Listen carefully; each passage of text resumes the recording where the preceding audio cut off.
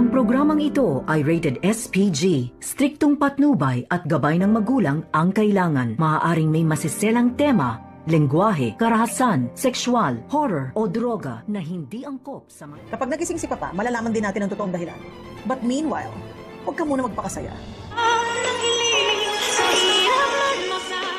Hindi nga inaasahan ni Moira ang marinig mula dito sa abogado ni Don Pepe na nagtanong nga itong si Moira na kung ano daw ang mamanahin ng kanyang anak na si Zoe.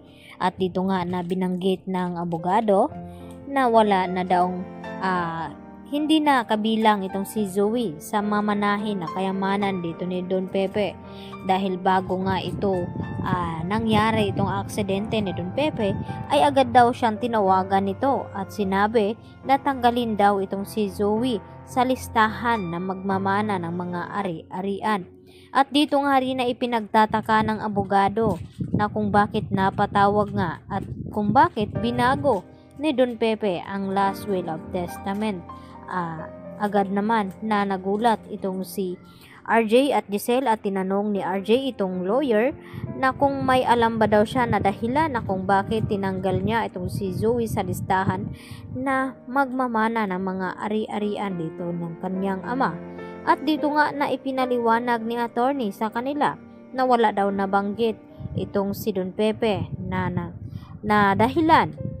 At isa lamang ang naisip dito ni Giselle at ni RJ na baka may alam itong si Kinito sa mga ipinapagawa ni Don Pepe sa kanya dahil yun nga ang pinagkakatiwalaan ni Don Pepe na palagi niyang kasama itong si Kinito. Kaya agad na umaksyon itong si Giselle at RJ upang tawagan at pauwiin ng bansa itong si Kinito at nang makausap niya ng personal kung may alam ba siya bago mawala itong si Don Pepe kung may pinapagawa ba sa kanya. At ito na nga na ipapatunayan dito ni Kinito sa kanila, bit-bit itong generic laboratory na ipapakita niya dito kina Giselle at RJ na siya nga ang gumawa nito dahil sa utos ni Don Pepe na dapat ay personal nilang ipapagawa bago siya madukot. At napag-alaman nga dito na ito ngang si Zoe at Annalyn ay hindi tunay na magkapatid at hindi anak ni RJ itong si Zoe. Kaya yun ang dahilan na kung bakit agad na ipinabago ni Don Pepe itong last will of testament.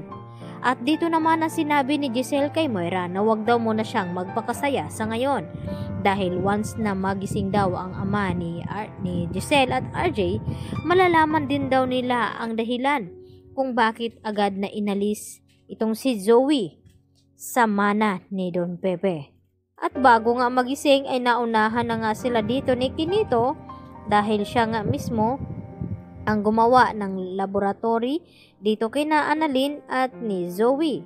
Kaya hindi magtagal ay mabibisto na nga ang mga pangloloko na ginagawa ni Moira sa kanila at ni Zoe. At agad nga na tumawag itong si Moira sa kanyang anak, agad na sinabi na ayusin na daw ang mga gamit at magbakasyon muna sila at magpakalayo-layo. Baka magising daw bigla itong si Don Pepe at masabi ang katotohanan na may kinalaman nga itong si Zoe sa nangyaring aksidente. At mas lalong lalaki ang tsansa na wala nang makuhang mana itong si Zoe. At hindi lang iyon, baka sa kulungan nga mapupunta itong si Zoe kung sakaling magkabistuhan. Kaya agad naman na kumilos agad din itong si Annalyn. Kaya napag-alaman nila nung tumawag itong si Kinito na kinakailangan daw nila itong makita ang mga documents na ibinigay nga ni Don Pepe bago mawala. Kaya magugulat ang lahat sa kanilang makita at malaman na itong si Zoe ay isang impostor. Yan po ang ating pagkatutukan bukas, Biyernes, sa abot kamay na pangarap. Yan lang po at maraming salamat.